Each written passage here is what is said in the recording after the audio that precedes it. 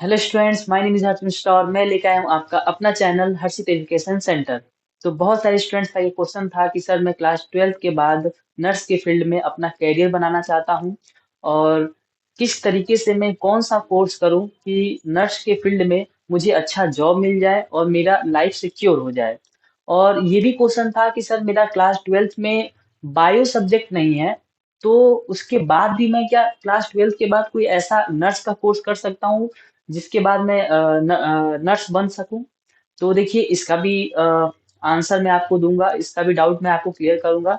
तो वीडियो पूरा लास्ट तक देखिएगा, आपको पूरा सॉल्यूशन और इसका डाउट जो है वो आपको क्लियर हो जाएगा।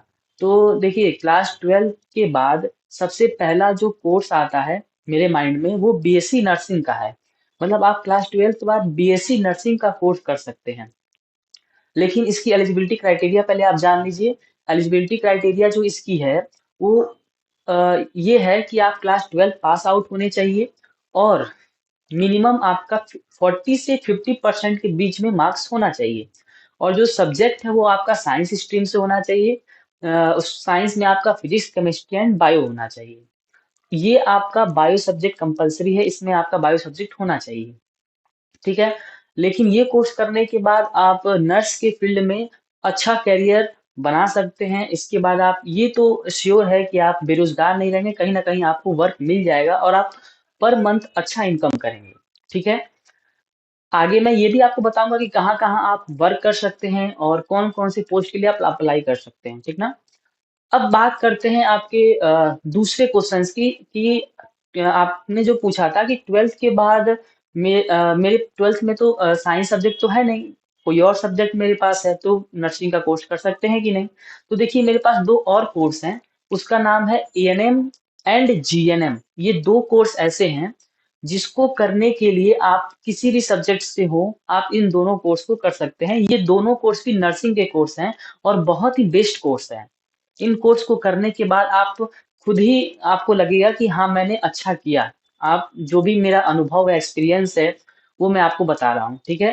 तो ये दोनों कोर्स आपके लिए बहुत ही बेस्ट रहेगा। ये दोनों कोर्स करने के बाद आप भी मंथ की इनकम अच्छी कर सकते हैं और कहीं भी आप जॉब कर सकते हैं, किसी भी मेडिकल लाइन में।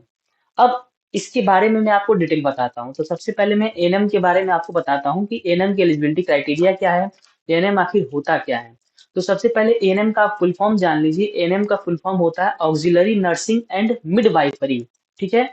और इस एएनएम को करने के लिए आपकी जो एलिजिबिलिटी क्राइटेरिया है वो क्लास 12 आप पास आउट होने चाहिए और सब्जेक्ट आपका कोई भी हो, कॉमर्स हो, आर्ट्स हो, साइंस हो, कोई भी हो, आप इस कोर्स को कर सकते हैं। उसके बाद आप जान जाइए कि इसका टाइम ड्यूरेशन क्या है। तो इसका टाइम ड्यूरेशन जो है वो 2 ईयर है, यानी कि इस कोर्स को करने में 2 साल लगेंगे। और ये डिप्लोमा कोर्स कहलाता है, ये एक डिप्लोमा कोर्स है। ठीक है। अब आप एज जान लीजिए। मिनिमम एज आपका 17 साल होना चाहिए, 17 ईयर, और मैक्सिमम एज आपका 35 ईयर होना चाहिए। 35 से ज्यादा नहीं होना चाहिए और 17 से कम नहीं होना चाहिए। तो ये आपके लिए बहुत ही अच्छा कोर्स है, किसी भी सब्जेक्ट से आप कर सकते हैं, बस 12th क्लास पास आउट होने चाहिए। अब हम बात करते हैं जीएनएम की।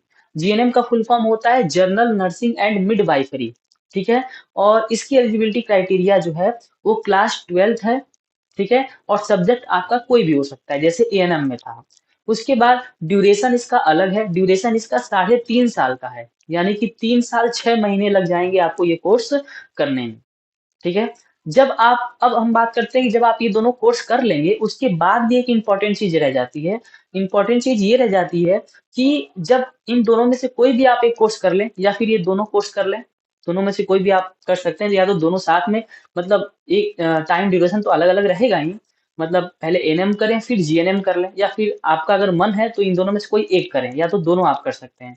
उसके बाद एक इंपॉर्टेंट चीज ये है कि आपको अपना नाम जो है वो स्टेट नर्स रजिस्ट्रेशन काउंसिल में रजिस्ट्रेशन कराना पड़ेगा।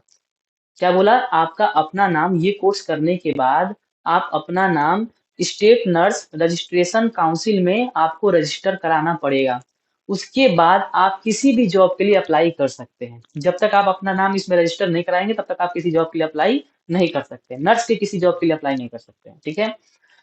अब ध्यान रखिएगा कि ये दोनों कोर्स या इन दोनों में से कोई एक कोर्स या फिर बीएससी नर्सिंग वाला जो मैं बताया वो कोर्स करने के बाद आप किस किस क्षेत्र में काम कर सकते हैं वो भी आप जान लेते हैं। तो आप जो है सबसे पहले तो पब्लिक हेल्थ केयर सेंटर में काम कर सकते हैं। उसके बाद आप गवर्नमेंट हॉस्पिटल में काम कर सकते हैं। उसके बाद नर्सिंग होम में काम कर सकते हैं। उसके बाद आप एनजीओ में काम कर सकते हैं और किसी प्राइवेट हॉस्पिटल में काम कर सकते हैं। तो इन क्षेत्रों में आप काम कर सकते हैं। अब जानते हैं कि किस किस पोस्ट के लिए आप अप्लाई कर सकते हैं, मतलब ये कोर्स करने के बाद आप किस पोस्ट के लिए एलिजिबल हो चुके हैं, पोस्ट का नाम जानते हैं। तो देखिए सबसे पहला पोस्ट है जो वो चीफ नर्सिंग ऑफिसर का है। आप ये कोर्स करने के बाद चीफ नर्सिंग ऑफिसर बन सकते हैं, क्रिटिकल केयर नर्स बन सकते हैं, नर्स मैनेजर बन सकते हैं। उसके बाद रिहैबिलिटेशन स्पेशलिस्ट बन सकते हैं।